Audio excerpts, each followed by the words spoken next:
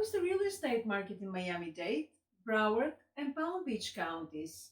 Watch this video to find out, and we're starting right now.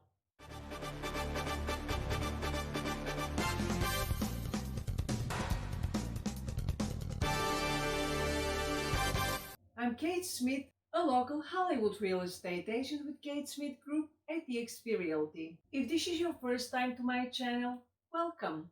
Before we jump into our topic today, the real estate market in Southeast Florida, November 2020, let's reflect on what was happening in the residential housing market in the US. What were the trends we saw and what caused this?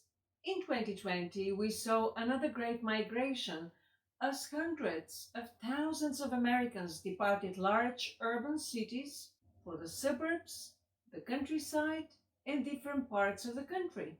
People fled high taxes and high crime cities and moved to tax-friendly and more accommodating places.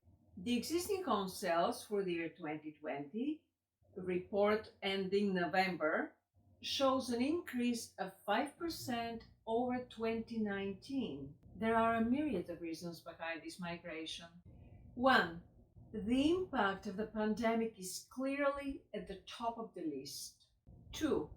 The shift from being required to live where you work to an economy and job market that allows you to live outside of where you work, as employers redeploy workers away from offices to their homes.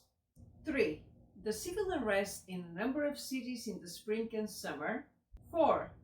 Again, due to the pandemic, the closing of so many amenities that make great cities so attractive, with no assurance of when or whether they may return. And 5. The rising costs of living in major urban core areas or high-tax states, when work can now be located in less expensive areas, and you could live in a place with much more elbow room.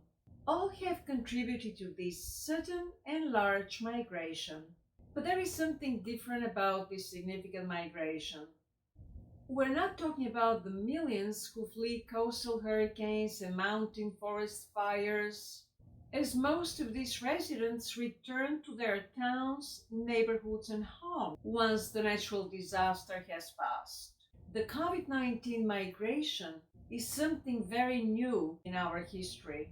There is little data to indicate how many of these modern-day migrants will return after this is all over, or after the work-from-home movement has passed, if it would. From everything we read, however, many of these moves look like to be permanent. Yet the questions arise: when might our leading cities recover their former vibrancy and attraction? Will telework become a new norm for millions of home office workers? Will the rampant chaos in some cities phase out?